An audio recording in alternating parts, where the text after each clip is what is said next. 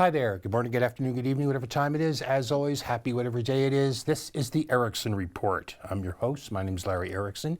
And for the next almost half hour, I'm going to be talking about some things that I hope are of interest to you. I think they should be.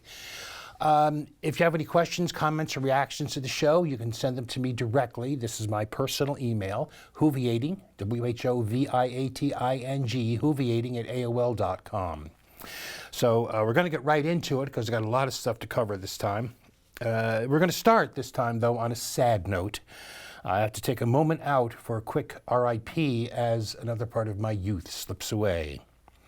After just 2 more issues, Mad Magazine, home of Alfred E. Newman and Wat Me Worry, originator of the fold-in and popularizer of the word verschlungener, is ceasing publication of original material. After those issues, Mad will disappear from the newsstand, be available only by subscription, and the issues will consist of what they call vintage material with new covers. Mad published for 67 years and spawned a spin-off sketch comedy and a number of imitators. One called Cracked is the one that I remember. But none of them reached the level of what was called in every issue the usual gang of idiots that produced Mad. So R.I.P. Alfred.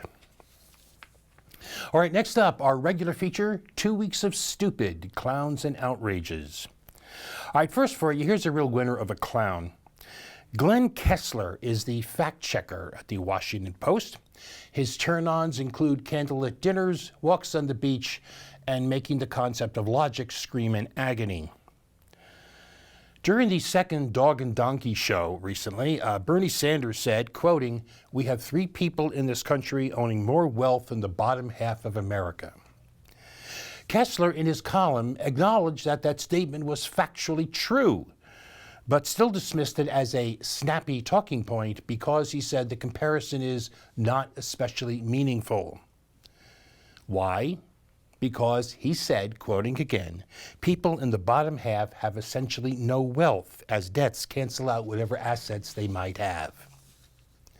That is, the fact that the bottom half of the U.S. population has 0 or even negative net wealth is irrelevant to the state of the economy. It says nothing about our economic system and makes any comparison between their condition and that of the rich not meaningful. David Sirota, full disclosure, he's Bernie's speechwriter. David Sirota summed up the reaction best when he said Kessler's column should be filed under things you can't make up. Our next clown is, well, who else could it be other than our glorious clowner-in-chief? Tweety Pie's campaign is spending big bucks on online ads. In fact, they spent more than $2.7 million on 28,000 ads on Facebook in the last 90 days. The ads feature Thomas from Washington saying in a voiceover that Tweety Pie is in our prayers for guidance and wisdom from God Almighty. Tracy from Florida, who could not ask for a better president, and AJ from Texas, who, despite being, he said, a lifelong Democrat, still supports Tweety's border rule. Only one problem. Well, several actually, but a main one. None of these people are from the U.S., and none of them actually said those things. Instead, Thomas, Tracy, and AJ, whatever their real names are actually stock photo models from companies in Turkey, France, and Brazil, respectively. And the voiceovers are not their voices, but lines scripted and read by professional actors. In other words, it's all fake news. Now, the ads do contain a disclaimer in very tiny print in the lower left corner of the screen, and it's on air for about 2 seconds. By the way, related to this, what do all of the following people have in common? Ozzy Osbourne, Axl Rose, Pharrell, Neil Young, Prince's Estate, Adele, The Rolling Stones, R.E.M., Elton John, Steven Tyler, Queen, the O'Jays, and Rihanna. The answer is they all want Tweety Pie to stop using their music at his rallies and in his commercials. In fact, Osbourne, Pharrell, Prince's Estate, the Rolling Stones, and Steven Tyler went so far as to issue some form of cease and desist statement. Finally, for clowns for now, a true champion clown maintains a high level. as a few things to show you how this is actually done by a master of the craft. Tucker, or as we know him around here, Tux Carlson. Now, the first one's kind of old, but it's still a worthy contender. On his June 5th show, Carlson deranged, you're not wrong, I just made up using that word as a verb. Carlson deranged that almost every nation on earth has fallen under the yoke of tyranny, with only the brave and noble U.S. resisting.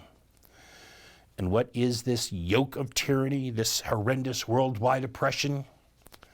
Quoting him again, from Beijing to Buenos Aires, from Lusaka to London, the people of the world have been forced to measure their environment in millimeters and kilograms.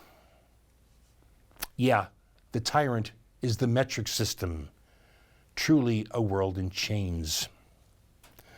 But not one to rest on his laurels, Tux Carlson raised that bar even higher. On his June 19th show, he actually, and I'm not exaggerating, this is a quote, he actually said, if white supremacy were a huge problem in America, how did Cory Booker become a senator?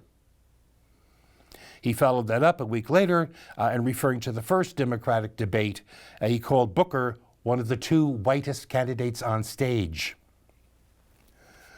By the way, my own response to Chuck's question is, if white supremacy is not a huge problem in America, why do you find Cory Booker being a senator so worthy of note? All right, from there we move on to the outrages. Well, I'm going to start with a recap of the issue surrounding the citizenship question on the census forms as it leads to a deeper point. Things may well have changed by the time you see this, but this is how it stands at the moment I'm doing this. Now first, just in case you didn't know, the Constitution requires the census count people, not just citizens, for the purpose of, among other things, distributing representation in the House of Representatives. The idea there is that members of Congress are supposed to represent the interest of everyone in their district, not just the citizens living there. All right, on June 27th, the Supreme Court at least temporarily blocked the addition of a question about citizenship to the 2020 census on the grounds that, in John Roberts' words, the reason for the change was contrived, was his word. The case is remanded to the district court to see if the administration could come up with anything better. Notably, it had already been revealed at the district court level, before the case ever got to the Supreme Court, that Commerce Secretary Wilbur Ross lied when he said the change was due to a request from the Department of Justice, supposedly to better enforce the Voting Rights Act, you know, the one the entire Gopper Party is against. Only to have it shown that, in fact, Ross specifically asked the DOJ to come up with a reason they would want this information. What's more, evidence came out in late May that the actual conscious purpose of the question was to depress participation by Hispanic and Latinx immigrants and even citizens, and thus enhance right-wing rule. Because those folks have tended to concentrate in areas that are more democratic, and those are the areas that would lose representation through an undercount. That evidence is now the subject of a separate discovery process, which the White House tried and failed to stop. And while it technically was not part of the Supreme Court's decision, it's hard to imagine the justices were unaware of it. Okay, on June 27th, SCOTUS blocks the question. On July 2nd, the administration admits defeat and says that it has begun printing the census forms without the question. On July 3rd, Tweety Pie throws a tantrum, says the news the administration had given up was fake, and so forced the DOJ to go back to district court with red faces and say they were still looking for legal pathways to include the citizenship question. The judge gave them till the afternoon of July 5th to come up with something, a deadline they failed to meet. So the upshot of this, of course, is that TP Man is now considering an executive order to force the citizenship question into the census, which raises something else, something dark, but which we can no longer ignore.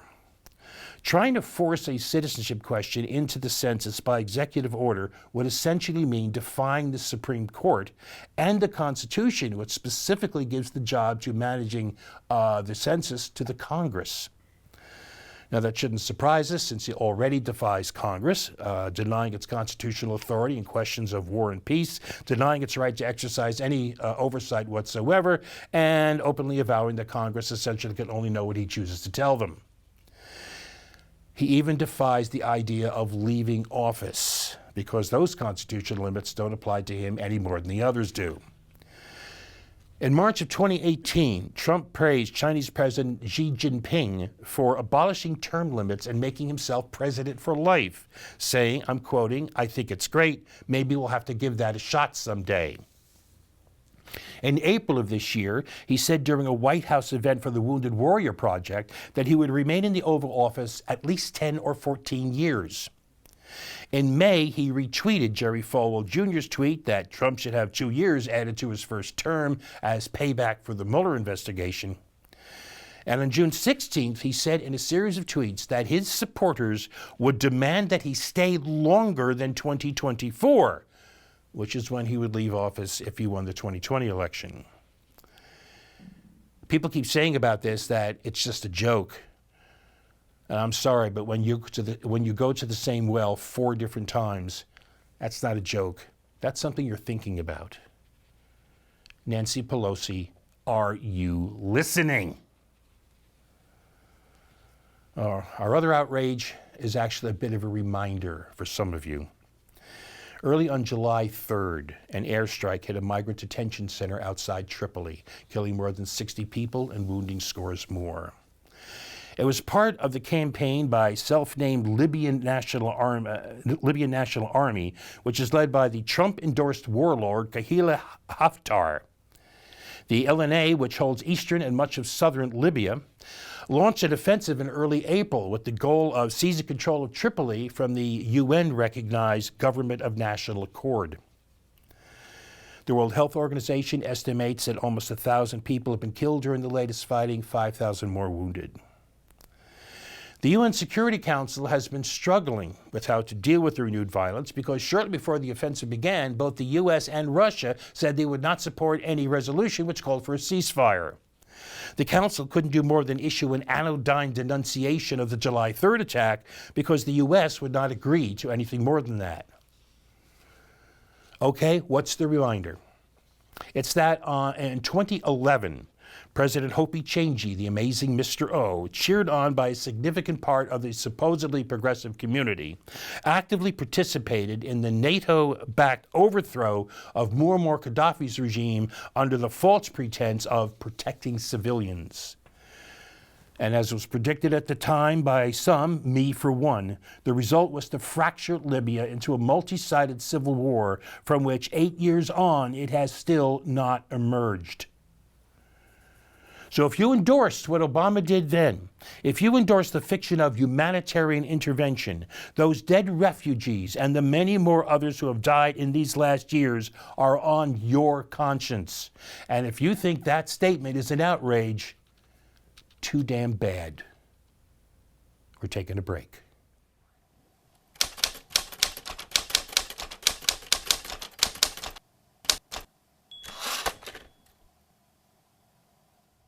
And we're back. I promised last time that I'd be following up on the idea of open borders as a means of dealing with immigration issues. It's something worth a look. But what happened is that this wound up turning into a longer look at open borders. Now, open borders, in case the concept is not clear from the name, refers to a policy of unrestricted immigration, of the free travel into and out of a nation with little more fuss than crossing the border between 2 U.S. states. Now, there could be trivial variations on that, such as requiring at a border that you either have money for a few days' expenses or you have a place to stay, or things like that. But we're not going to bother dealing with those minor variations. Okay, there are generally 2 types of arguments advanced. They sometimes overlap, but they're advanced in support of open borders. There's an economic one and a moral one. Now, at the top, one thing that can't be denied is that it would save money on enforcement. Open borders means no walls, no fences, no screening at airports, no ICE, no deportations, no detention centers, no immigrant courts. The U.S. spends in the neighborhood of $20 billion a year on immigration enforcement.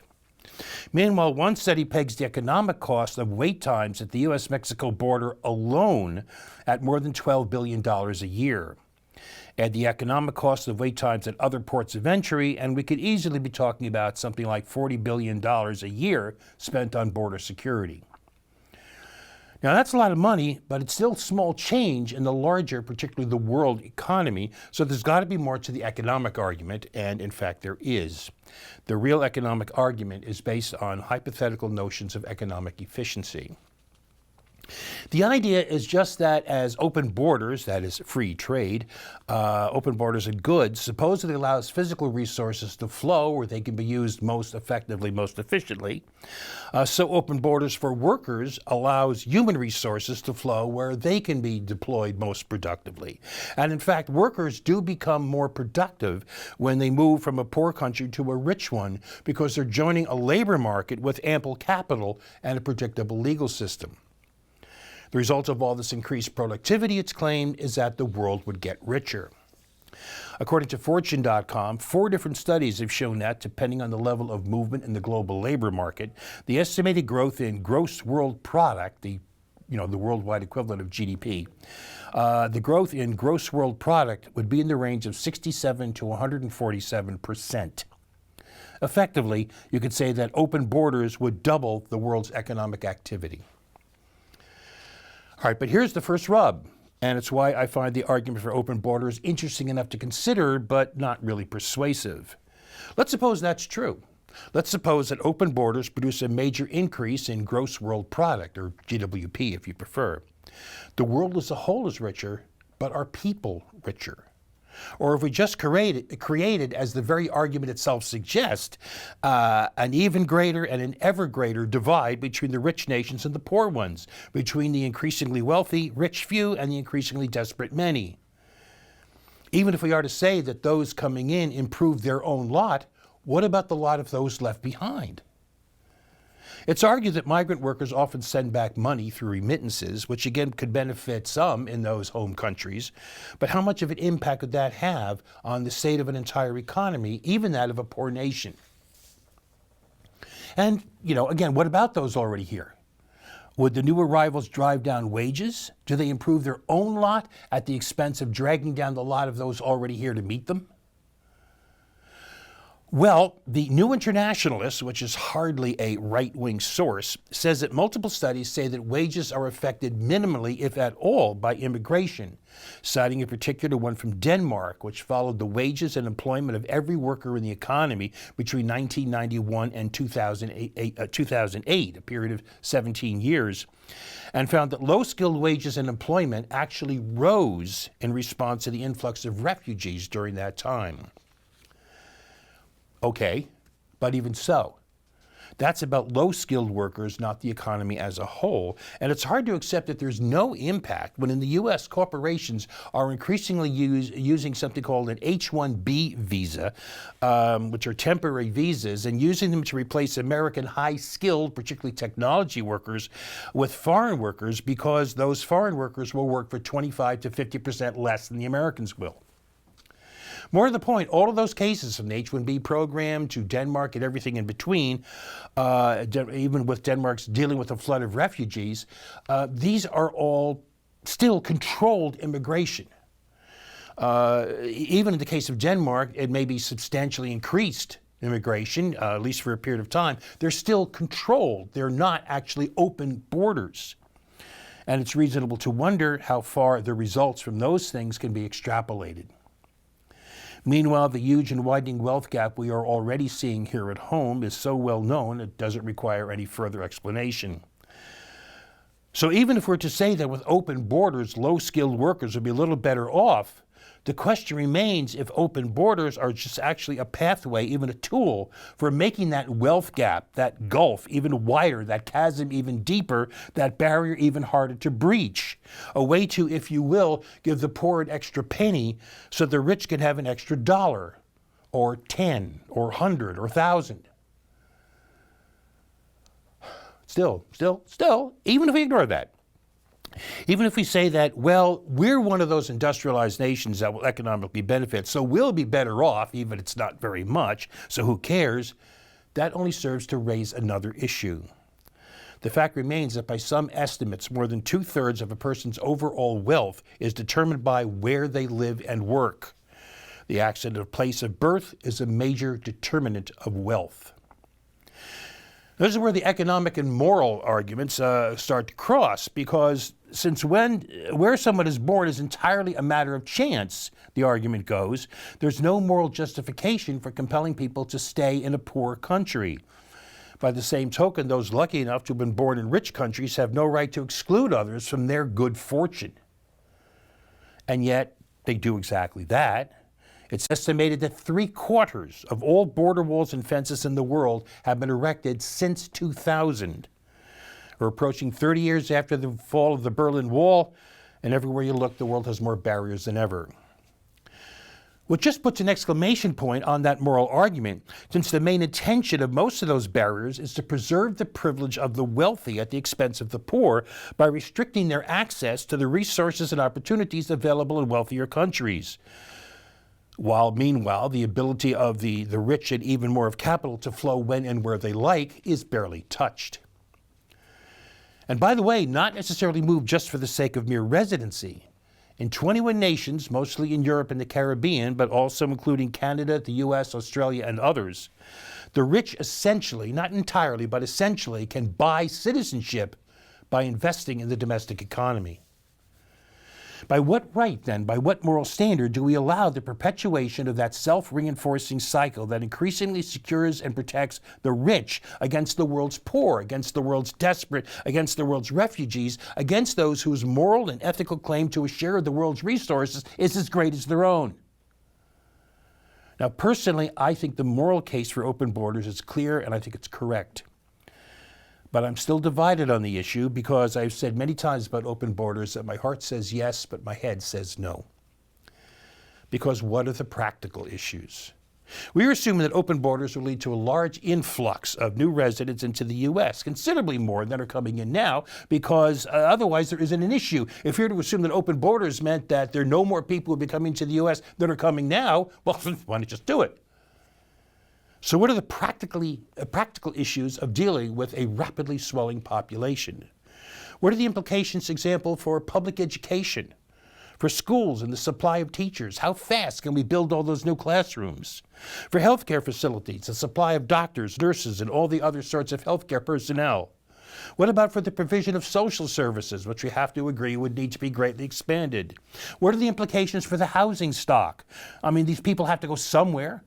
Do we wind up with shanty towns or overflowing cities packed with 21st century versions of Hell's Kitchen, or the increasing replacement of farmland with pavements and buildings?